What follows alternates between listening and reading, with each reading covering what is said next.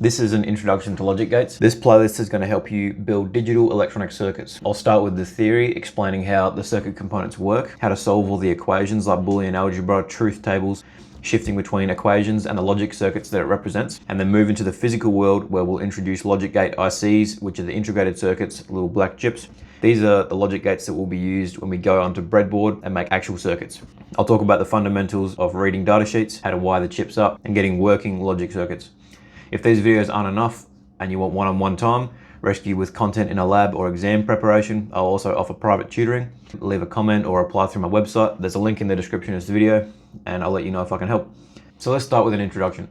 Behind every computer, cell phone, tablet, or any digital electronics, there's a crazy number of decisions being made every microsecond. These are decisions made by individual logic gates. There are a few different types of logic gates, and we'll cover all of them individually, but the three main ones are the AND, OR, and NOT gates.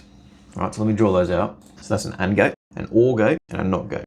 That's the three basic logic gates. Each gate takes in one or more signals, either a 0 or 1, and then outputs a new signal, a 0 or 1. So let's talk about what a 0 or 1 actually is. It's usually a voltage near 0 volts, which is ground. This is a logic low or a 0, and 5 volts or 3.3 volts is a logic high or 1. This depends on the type of microcontroller you're using. So what do the three main gates do? An OR gate takes in two signals, signal 1 and signal 2, and answers the question, is signal 1 or 2 high? If so, it will output a high. If this is high, this is low, the output is going to be high. If these get switched around, so now this is a low, this is a high, this is still high. Now, if there's two high signals, this is still high. It's only low if both the inputs are low. The logic gate doesn't care if they're both on. It just wants to see if there's at least one input that's high. Is signal 1 or 2, I want to emphasize this point, or 2 high. That's why it's called an OR gate. So let's move on to an AND gate. Again, we have two inputs, 1, 2. This is the symbol for an AND gate. This is also answering a question. Is input 1 and 2 high? So if signal 1 is high and signal 2 is low, is signal 1 and 2 high? In this case, no. Signal 2 is low. So it's going to output a low. Flip it around, it's the same answer. Now what if they're both low? Is signal 1 and 2 high? No, they're both low. It's only high if signal 1 and 2 are high. So that's what an AND gate does. So they're both answering a question. Is input 1 or 2 high? And is input 1 and 2 high? So what's the third logic gate? It's called a NOT gate. Right. This gate only has one input, which is a bit different to the rest. It takes an input signal and it says not that. So it disagrees with every input signal. If the input is 1, the output is 0. If the input is 0, the output is 1. Simple as that. So now we've discussed the three simple gates.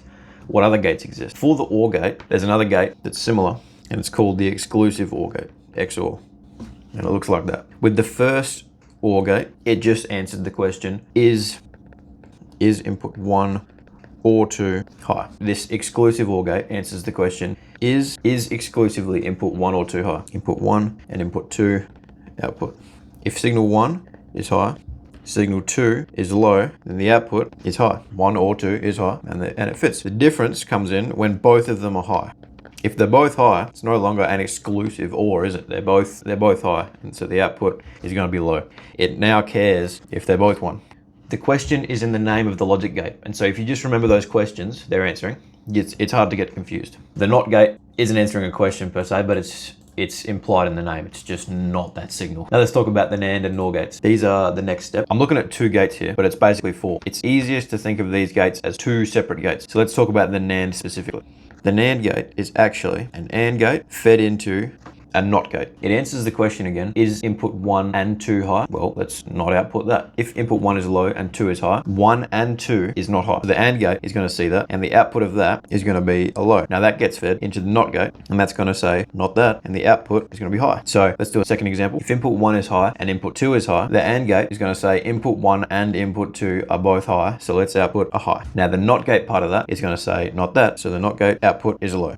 Right. Let's talk about the NOR gate. This works in the same way. It equals an OR gate and a NOT gate.